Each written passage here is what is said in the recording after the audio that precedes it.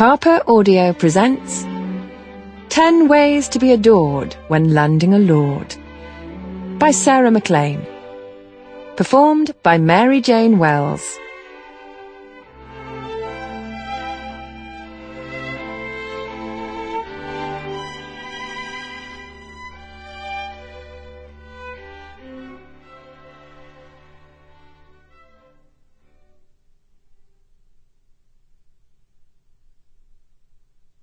Prologue.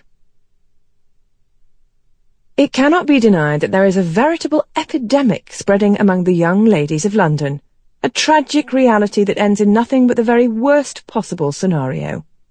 We refer, of course, to spinsterhood. With so many unmarried ladies in our fair city so unfortunately shaded from the brilliant sunshine of wedded bliss, 'tis nothing short of criminal that these promising young buds might never have the opportunity to blossom.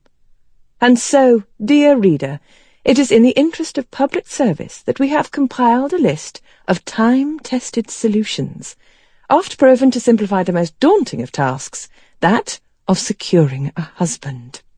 We humbly present Lessons in Landing a Lord. Pearls and Police, June 1823. Townsend Park, Dunscroft, Yorkshire. Lady Isabel Townsend stood in the shabby receiving room of the only home she had ever known, and willed the roaring in her ears to subside. She narrowed her gaze on the pale, reedy man standing before her.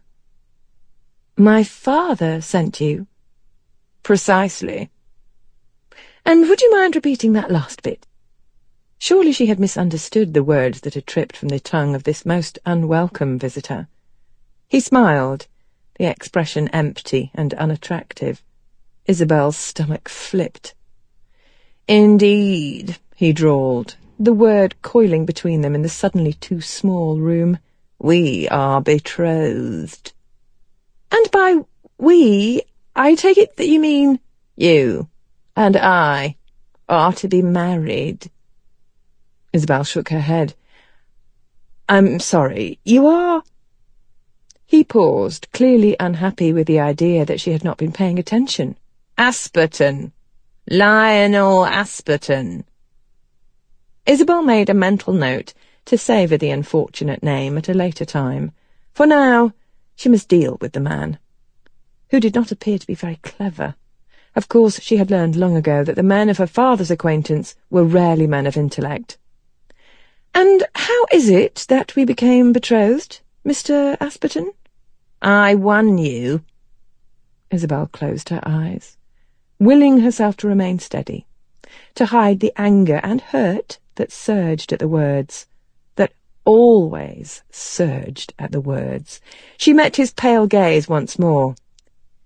"You won me." He did not even have the grace to feign embarrassment. "Yes, your father wagered you." "Of course he did." Isabel exhaled her frustration on a little puff of breath. "Against £100. Well, that's more than usual." Asperton waved off the cryptic words, taking a step closer to her. His smile was cocksure. "I won the round. You are mine, by rights." He reached out a hand, tracing one finger down her cheek. He lowered his voice to a whisper. "I think we shall both enjoy it." She remained still, sheer will keeping the shudder that threatened at bay. "I am not so sure." He leaned in, and Isabel became transfixed by the man's lips, red and waxy. She edged away, desperate to maintain a distance, as he said, "Then I shall have to convince you otherwise."